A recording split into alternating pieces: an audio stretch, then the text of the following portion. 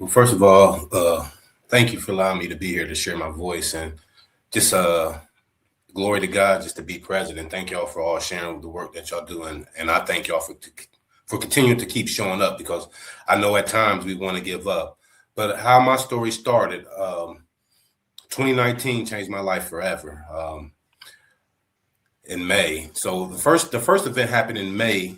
There was a tornado that hit Dayton, Ohio, which 18 of them happened that month, and my house just happened to be in that community that got ravaged.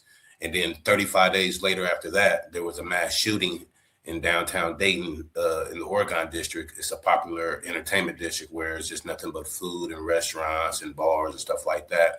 And I was there with my father, my sister, my partner, and her husband. And as we were sitting outside waiting for my sister and her husband to come outside, a young white gentleman walked down the side of a building onto the sidewalk. And as he entered onto the premises, he started engaging in gunfire. As he was engaging in gunfire, in my mind, in reality, I'm thinking this is not real because the area was a very heavily guarded area where police will be at.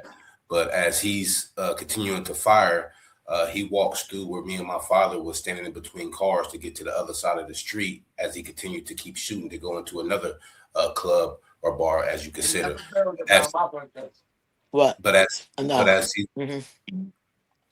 but as he was doing that, I was telling my father to get up and let's leave and get up out of here as this is happening. But a person in front of me, which was the shooter's sister, was saying that she was shot. So as I'm attending to her and returning back to my father, I'm telling my dad to get up, but he's just lying there. So as he's continuing to lie there, I'm just thinking that he's just in shock. Just because I didn't take the situation in shock doesn't mean that he doesn't. Uh, but I also took out my phone on my camera on my phone, and I shined it on my father's chest to see if he's been shot. I didn't see no blood coming out of his chest area. Then I shined it around his neck and shoulders, and I seen blood just dripping from his shoulder area. Immediately, I started screaming for help and doing CPR. My father was just laying there, just looking at me. I always describe this as you take a fish out of a bowl, how they just like they're fighting for air.